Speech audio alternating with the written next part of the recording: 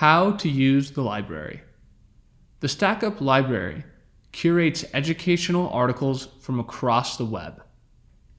It's a great place for students to go just to find interesting content to read.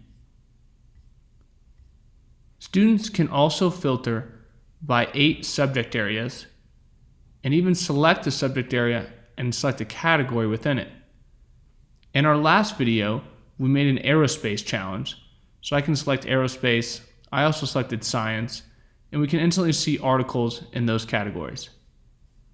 We can add additional filtering by reading level by moving this purple dot.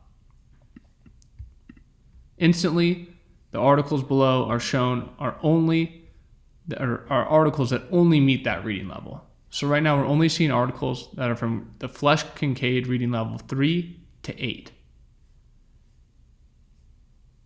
You can instantly select an article and it takes you to that page. The Stackup Library is great for fulfilling challenges or just getting students to read more.